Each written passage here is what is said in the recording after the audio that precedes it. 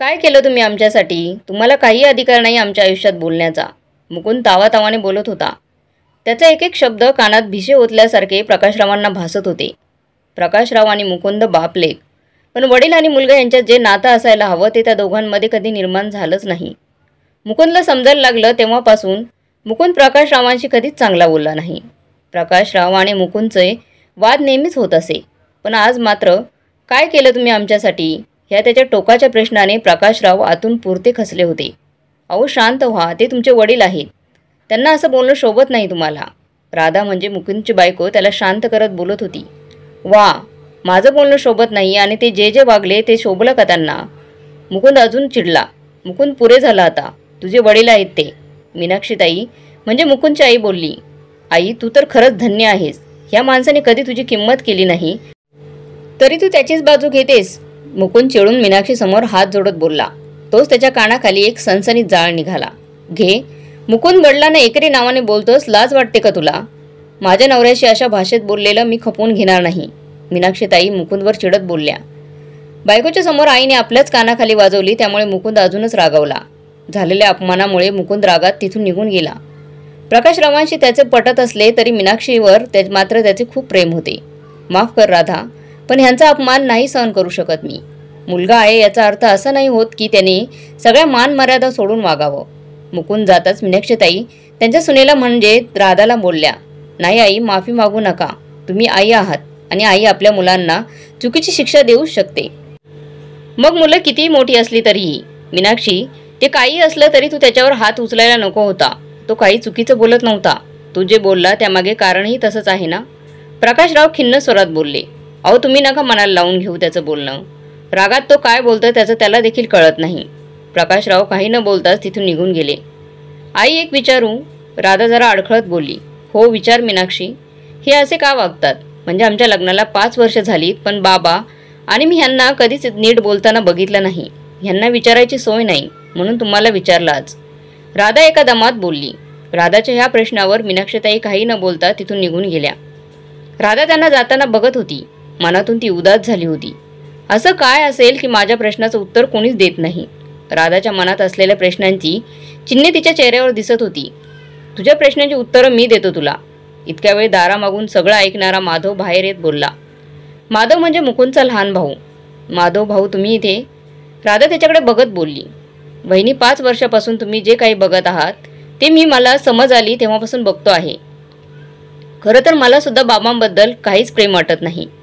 फरक फक्त इतकाच आहे की दादा बोलतो, भांडतो, पण मी बोलत नाही. माधव बाजूच्या खुर्चीत बसत बोलला. भाऊ, खरं सांगू, आज विचारलेला प्रश्न माझ्या मनात 5 वर्षापासून रेंगाळत आहे. पण कधी विचारलं नाही मी काही. सुरुवातीला तुमच्या दादांशी बोलण्याचा प्रयत्न केला पण त्यांनी काही बोलणं टाळलं माझ्याशी ते. मग मी वाद नको म्हणून विचारच करणे सोडून दिलं. मग आज का विचारलं आईला? माधव बोलला. भाऊ, आपण म्हणजे बाबा सोडून आपणच असलो की घर आनंदात असतं. पण बाबा आले की दुधात मिठाचा खडा पारल्यासारखे तुम्ही आणि तुमचे भाऊ उठून निघून जातात. आजपर्यंत तुमची भाची म्हणजे अनघा लहान होती पण आता ती 4 वर्षांची झाली आहे. आता ती देखील तुमचे असे वागणं पाहत आहे. तिला पडणाऱ्या प्रश्नांची उत्तरे माझ्याकडेच नाहीत. मी कसं समजावून सांगू तिला? आणि शेवटी जे बघते ते संस्कार तिच्या बालमनावर होत आहेत. त्याचे ठसे तिच्या ओल्या मातीवर उमटत आहेत, जे तिच्या भविष्यासाठी घातक आहे. भाऊ, खरं सांगू तर माझ्या मुलीला असे वातावरण दाखवण्याची अजिबात इच्छा नाही माझी. हे सगळं कुठेतरी थांबलं पाहिजे. प्रत्येकाचं एक स्वप्न असतं. माझं पण असंच स्वप्न आहे, अगदी विमल लिमये यांच्या त्या कवितेसारखं. घर असावे घरासारखे, नकोत नुसत्या भिंती. इथे असावा प्रेम जिव्हाळा, नकोत नुसती नाती. त्या शब्दांना अर्थ असावा, नकोच नुसती वाणी. सूर जुळावे परस्परांचे, नकोत नुसती गाणी. भाऊ, तुम्ही सांगा, खरंच आहे का आपलं घर असं? मोठेच एकमेकांशी नीट वागत नाही तर आपण लहान मुलांना काय शिकवणार? काय संस्कार करणार त्यांच्यावर? राधा वहिनी, हाच प्रश्न गेल्या काही दिवसांपासून माझ्या मनात घर करून आहे. आज तू विषय काढला म्हणून म्हटलं आपणही बोलावं. वहिनी, तुझं बोलणं अगदी योग्य आहे. जर पायाच कच्चा असेल तर भक्कम इमारत बांधली जाऊच शकत नाही. माधव बोलला. चला, म्हणजे तुम्हाला पटतं आहे माझं बोलणं. मग भाऊ सांगा ना, काय घडलं होतं त्यामुळे तुम्हा दोघांमध्ये आणि बाबांमध्ये असे क्लेश निर्माण झाले आहेत? बोललात तर कदाचित आपण दोघे मिळून त्यातून काहीतरी मार्ग काढू शकू. राधा जरा खुशीत बोलली. दोघे नाही, तिघे मिळून. आई तू? माधव बोलला. हो, तुम्हा दोघांचे बोलणे ऐकले आहे मी. राधा बरोबर बोलत आहे. आपल्या भूतकाळामुळे आपण लेकराच्या भविष्याला वाईट नाही करू शकत. शेवटी जे घडून गेले आहे ते तर आपण बदलू शकत नाही, पण भविष्य तर आपल्या हातात आहे. मीनाक्षी राधाच्या पाठीवर हात ठेवत बोलली. तसं राधाचा चेहरा आनंदाने खुलला. भाऊ सांगताय ना मग, हे आणि बाबा घरी यायचा आत आपलं बोलून झालं पाहिजे. राधा घाईत बोलली. हो सांगतो वहिनी. वहिनी, ही काही एक घटना नाही. दादा आणि माझ्या वागण्यामागे अनेक वर्षांचे विविध घटनाक्रम आहेत. माधव बोलला. थांब माधव, मी सांगते सगळं अगदी सुरुवातीपासून. राधा, माझं लग्न झालं तेव्हा मी सून म्हणून एका मोठ्या वाड्यात आले. 4 भावांचं एकत्र कुटुंब होतं. मी सगळ्यात मोठी सून, त्यामुळे अपेक्षांचा भार साहजिकच माझ्यावर होता. त्यात मामांजींचा म्हणजे सासऱ्यांचा स्वभाव म्हणजे दुसरे जमदाग्नी ऋषीच. आत्याबाई पण तापट स्वभावाच्या. कामात एखादी बारीक चूक देखील त्या खपवून घेत नसत. मीनाक्षी बोलत होती. सून म्हणजे फुकटची नोकर असं समजणारी होती आमची आजी. माधव मध्येच बोलला. माधवा, थांब जरा. त्यात आत्याबाईंचा काहीच दोष नव्हता रे. तुझे आजोबा देखील जरा देखील समजून घेत नसत. काही चूक झाली, कशात काही कमी राहिली तर त्यांचा सगळा राग सासूबाईंना सहन करावा लागत असे. त्यामुळे त्यांचा स्वभाव देखील तसाच झाला होता. अर्थात ही गोष्ट माझ्या देखील खूप उशिरा लक्षात आली. थोरली सून आणि मुलगा म्हटल्यावर कामाची, आर्थिक, इतर कुटुंबाची सगळी जबाबदारी आम्हा दोघांवर होती. मीनाक्षी भूतकाळ आठवत होती. आई, जबाबदारी कसली गती? ते तर बंधनं होती. लहान भावांसाठी मोठ्या भावाने आणि सुनेने सगळा त्याग करायचा. त्यांच्या सुखाचा, त्यांच्या स्वप्नांचा सगळा त्याग. हे कोणतं शहाणपण आहे? म्हणजे बाकीच्यांच्या सुखासाठी एकाच्याच सुखाचा बळी घ्यायचा? कशासाठी? आणि इतकं करून काय मिळालं तुम्हाला? माधव जरा वैतागून बोलला. राधा नीट लक्ष देऊन ऐकत होती. मग पुढे काय झालं? राधा ह्यांच्या तिन्ही भावांच्या शिक्षणाची जबाबदारी मामांजींनी ह्यांच्यावर टाकली. आधीच नवीन नोकरी, त्यात पगार कमी, पण आईवडिलांच्या समोर बोलण्याची बिशात नव्हती. त्यामुळे मन मारून त्यांनी पै जोडत तिघांचे शिक्षण केलं. बाहेर ते मरमर करत होते आणि घरात माझे हाल होत होते. पहाटे 4ला उठून सडा पाणी, रांगोळी घालायची. आंघोळीला 12ही महिने थंडच पाणी मिळत असे. त्यामुळे थंडीत माझी तब्येत खराब होत असे. मीनाक्षीच्या डोळ्यात बोलताना पाणी आलं. आई, मग तुम्ही काहीच का बोलला नाही? एवढ्या मोठ्या वाड्यात नोकर नव्हते का? आणि गरम पाण्याला सरपण नसेल इतक्या मोठ्या वाड्यात तर ते कसं शक्य आहे? तुम्ही का सहन केलं हे सगळं? आणि बाबा काहीच बोलले नाहीत का? राधा चक्रावून बोलली. त्याचंच तर दुःख आहे ना वहिनी. बाबा कधी काहीच बोलले नाही. माधव रागाने बोलला. राधा, तुला ती म्हण माहीत आहे ना, गरजवंताला अक्कल थोडी. तशीच काहीशी माझी परिस्थिती होती. घरात नोकर चाकर सगळे होते, पण घरातील मोठ्या सुनेने नाही केले तर का धाकट्या सुना काय शिकतील तिच्याकडून? शेवटी सगळ्यांना वळण लावण्याची जबाबदारी माझी आहे असं म्हणून कामाची जबाबदारी माझ्यावर लादण्यात आली. त्यात मी गरीब घराची मुलगी, कमी शिकलेली, अडाणी नव्हते, पण शिक्षण जेमतेम 7वी होते. आर्थिक परिस्थिती नसताना देखील माझ्या बाबांनी मला 7वीपर्यंत शिकवलं. पुढे काही शिकता आलं नाही. त्यात 16व्या वर्षी ह्यांचं स्थळ सांगून आलं. हुंडा न घेता लग्न करतो म्हणाले. आईबाबांना वाटले पोरगी मोठ्या घरात जाईल आणि आपली जबाबदारी पण कमी होईल, म्हणून दिलं लावून लग्न. 60च्या दशकात मुलीची इच्छा फारशी विचारात घेत नसत. त्यात गरीब घरातल्या मुलींची तर मुळीच नाही. माझी गरिबी, माझी लाचारी ठरली. मला हे जमत नाही, ते जमणार नाही असं बोलून मला चालणार नव्हते. आईवडिलांची परिस्थिती आधीच नाजूक होती. माझ्या मागे अजून 4 बहिणी लग्नाच्या होत्या. वर्षभरात पदरात मुकून देखील झाला मला. आता अशा परिस्थितीत मी माहेरी परत गेले असते तर त्यांची लग्न झाली नसती. मग माझ्या आईवडिलांकडे आत्महत्या करण्यावाचून गत्यंतर नव्हते हे मी जाणून होते. म्हणून मग सहन करणे हाच एक मार्ग होता माझ्यासमोर. मीनाक्षी सांगत होती.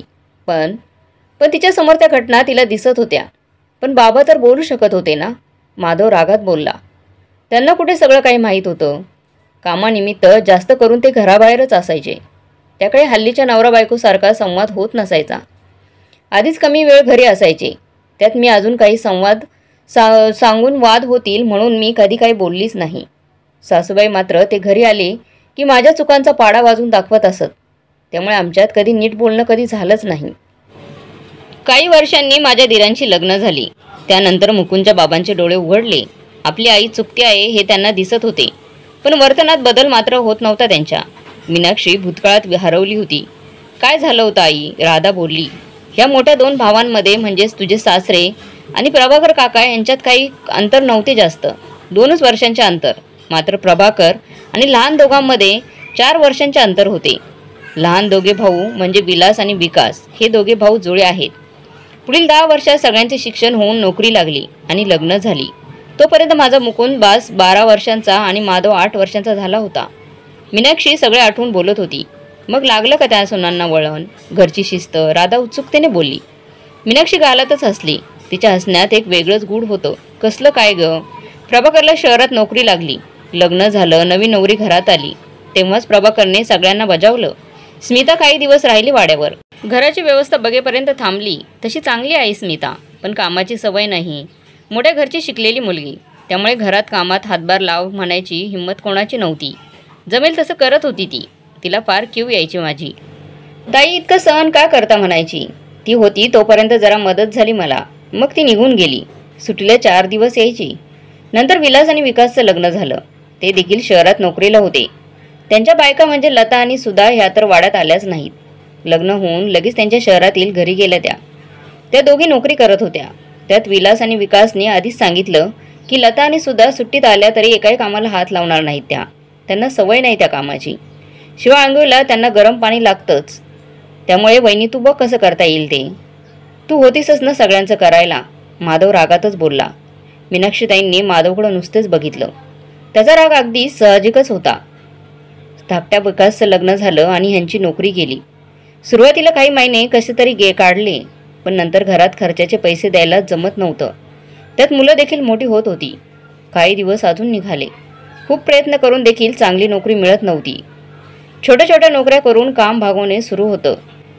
मला वाटत होतं की भावांमध्ये इतकं प्रेम आहे, आम्ही तर मदत मागितली नसती, पण ते स्वतःहून काहीतरी मदत नक्की करतील वेळ आली तर. मीनाक्षी बोलली. केली का मग मदत त्यांनी? राधाने विचारले. गरज सरो आणि वैद्य मरो असं असतं बघ राधा. एक दिवस सासू सासऱ्यांनी आम्हाला आशीर्वाद दिला आणि सांगितलं की सगळ्यांचा खर्च आमच्याकडून झेपत नाही, तुम्ही तुमचं बघा. ज्या भावांच्या शिक्षणासाठी आम्ही आमची सगळी स्वप्न बाजूला ठेवली, त्यांनी देखील हात वर केले. अर्थात आम्ही कधी मदत मागितली नव्हतीच, पण मदत मागू नये या हेतूने त्यांनी आधीच त्यांच्या अडचणीचा पाडा वाचून दाखवला आम्हाला. तुझे सासरे फार स्वाभिमानी आहेत. त्यांनी लगेच मला आवाज दिला आणि आम्ही दोघे आणि मुलं अंगाच्या कपड्यानिशी घराबाहेर पडलो ते कायमचेच. घरातून निघालो खरं, पण कुठे जावं काय करावं काही सुचत नव्हतं. 2 दिवस आणि 2 रात्री आम्ही मंदिरात काढल्या, पण असं किती दिवस बिना छताचं राहणार होतो. मग मीच त्यांना आग्राने यांना माझ्या माहेरी घेऊन गेले. माझ्याही सगळ्या बहिणींची लग्न झाली होती. आई बाबा दोघेच त्या घरात राहत होते. ते गेल्यावर सगळ्या परिस्थितीची कल्पना त्यांना दिली. 4 दिवस राहू द्या, तोपर्यंत काहीतरी सोय करतो आम्ही, असे मी बोलले. मीनाक्षीच्या डोळ्यातून पटकन एक थेंब ओघळला. तो पुसत तिने पुढे बोलायला सुरुवात केली. घर लहान होतं माझ्या आईबाबांचं, पण मन मात्र खूप मोठं होतं. जावई बापू काही काळजी करू नका. सगळे दिवस सारखे नसतात. तुम्हाला वाटेल तितके दिवस इथे राहा. आमच्यातील चटणी भाकरी देऊ तुम्हाला. मुलं उपाशी झोपणार नाही ह्याची जबाबदारी आमची. आम्हाला माहीत आहे आमचा जावई काही शांत बसवणाऱ्यांमधला नाही आहे. आम्ही आहोत तुमच्यासोबत. फक्त एक विनंती आहे, जो तुमची गाडी नीट मार्गाला लागत नाही तोपर्यंत तुम्ही इथून जाण्याचा आग्रह धरू नका. हे देखील तुमचेच घर आहे. लहान आहे, पण तुम्हाला काही कसलीही अडचण येऊ देणार नाही. मुलांच्या डोक्यावर दुसरं छत नाही तोपर्यंत इथेच राहा. आम्हाला काही अडचण नाही तुमची. माझ्या वडिलांचे हे शब्द होते. त्याच दरम्यान माझी धाकटी बहीण आमच्या भेटीला आली. तिला देखील सगळं समजलं. तिच्या नवऱ्याने त्यांच्या ऑफिसमध्येच ह्यांना नोकरी लावून दिली. घर सोडल्यावर थोड्याच दिवसात नोकरी सुरू झाली. पहिला पगार झाला आणि मग आम्ही आईकडून निरोप घेऊन आमच्या घरात आलो. मीनाक्षीचे डोळे दाटून येत होते. हे मात्र मनातून खूप दुखावले गेले होते. ज्यांच्यासाठी आयुष्याची महत्त्वाची वर्ष दिली त्यांनी पाठ फिरवली होती. सगळ्यांना शेवटी त्यांचा स्वार्थच दिसला. म्हणून जिद्दीने कामाला सुरुवात केली. मीनाक्षी सांगत होती. कामाची जिद्द तर होतीच, पण हळूहळू पैसा वाढू लागला तशी अजून पैसे कमवण्याची नशा चढत गेली माझ्यावर. प्रकाशराव घरात येत म्हणाले. त्यांना बघून सगळे जरा घाबरले. मीनाक्षी आणि राधा उठून उभ्या राहिल्या. माधव घाबरला नसला तरी त्याच्या मनातील रागाने त्याला तिथून जाण्यास सांगितले. तसा तो देखील आत जाण्यास निघाला. राधा, मीनाक्षी बसा, आज बोलावं वाटत आहे. मनात साचले ढग आज रीती करावे वाटत आहेत. आजपर्यंत बोललो नाही, आज बोलायचं आहे तर ऐकायला कोणीतरी हवं ना. प्रकाशराव खुर्चीत बसत दोघींना बसण्याचा इशारा करत बोलले. दोघी परत खुर्चीत बसल्या. माधव मात्र परत आत जायला निघाला. प्रकाशराव त्याला जाताना बघत नाराज झाले. माधव भाऊ थांबा, असे जाऊ नका. दुरावलेल्या नात्यात संवाद साधायचा असेल तर आधी संवाद साधायला संधी दिली पाहिजे. प्रत्येकाची एक बाजू असते, सगळ्यांनी ती ऐकली पाहिजे. तेव्हाच गैरसमज दूर होतील आणि समस्येवर तोडगा निघेल. आज तुम्ही इथून निघून गेलात तर परत अशी संधी भविष्यात मिळेलच असं नाही. राधा माधवला बोलली. तिच्या बोलण्याने माधव थांबला आणि परत येऊन बसला. मुकुंद देखील हवा होता. आज इथे तुम्हा तिघांचा गुन्हेगार आहे मी. प्रकाशराव दोघांसमोर हात जोडत बोलले. प्रकाशराव बोलायला लागले. गावातील म्हणायला आमचा वाडा मोठा, पण त्यात प्रेम कमीच होते. माझे वडील प्रत्येक गोष्टीत पैशात तोलत. खरं तर वर नुसता दिखावा आणि आतून पोकळ बसा, अशी परिस्थिती होती वडिलांची. म्हणून भावांची जबाबदारी माझ्यावर सोपवून मोकळे झाले. आलेल्या अनुभवातून पैसा कमावण्याची इतकी माझी हवा वाढली होती की त्यासाठी मी मीनाक्षीवर देखील दबाव टाकत होतो. मला वाटायचं की जर दोघांनी नोकरी केली तर अजून जास्त कमाई होईल. मीनाक्षी मात्र ह्यासाठी तयार नव्हती. मुलांचे हाल होतील म्हणून तिने नोकरी करण्यास स्पष्ट नकार दिला. ह्या गोष्टीचा त्रास होत होता मला, कारण मला अजून पैसे हवे होते, ते पण कमी वेळात. मीनाक्षी नोकरी करत नाही म्हणून मी तिचा राग करू लागलो. घरात मुलांना देखील मी वेळ देत नव्हतो. मला दिवस रात्र फक्त पैसा आणि उन्नती दिसत होती. मला माझ्या भावांपेक्षा जास्त श्रीमंत व्हायचं होतं. त्याच नादात मी माझ्या बायकोंना आणि मुलांना दुखावत होतो, त्यांच्यापासून दुरावत होतो. मीनाक्षीसाठी आधी कधी मी बोललो नाही आणि आता तिला दोष देत तिच्यातील कमतरता मोजण्यात मी स्वतःला हुशार समजत होतो. प्रकाशराव डोळ्यात पाणी आणून बोलत होते. त्यांच्या चुकीचे पडसाद त्यांच्या भविष्यावर उमटणार होते याची जरा देखील कल्पना त्यांना आधी नव्हती. पण आता मात्र ते पश्चाताप करत होते. प्रकाशराव बोलत होते. इतक्यात मागून आवाज आला. तुमचं हेच वर्तन बघत मोठं झालो आम्ही. आईला कितीतरी रात्री चोरून रडताना बघितले आम्ही. तुम्ही पैसे खूप कमावले, पण आम्हाला तुमचा वेळ, तुमचं प्रेम कधीच मिळालं नाही. आम्ही आजारी पडलो कधी तर तुम्ही कधीच आमच्या बाजूला नव्हते. आमच्या आईला तुम्ही तुमच्या पत्नीचा दर्जा कधीच दिला नाही. ती तुमच्यासाठी फक्त काम करणारी बिनपगारी नोकर होती. नोकरीसाठी आईला तुम्ही जितकं बोलतात ना, त्याच्या 1% जरी आजी आजोबांना बोलला असतात तर माझ्या आईचे इतके हाल झाले नसते. जिने तुम्हाला क्षणोक्षणी साथ दिली, तिची किंमत तुम्ही कधीच केली नाही. आणि आमचं का? तुम्ही माफी मागून आमचं बालपण परत येणार आहे का? जेव्हा जेव्हा आम्हाला तुमची गरज होती तुम्ही कधीच नव्हता आमच्यासोबत. तुम्हाला नेहमी पैसाच दिसत होता. पैशाने तुम्ही आम्हाला सुविधा दिल्या, पण सुखाचं काय? वडील म्हणून काय प्रेम दिलं तुम्ही आम्हाला? किती वेळ दिला? कधी प्रेमाने विचारपूस केली आमची? शिक्षणाचे निर्णय आम्ही आमचेच घेतले, त्यात देखील आम्हाला तुमचे मार्गदर्शन मिळाले नाही.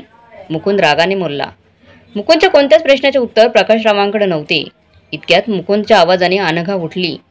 मुलं लहान असली तरी त्यांना बरंच समजत असतं. मुकुंदचं बोलणं अनघाने ऐकलं होतं.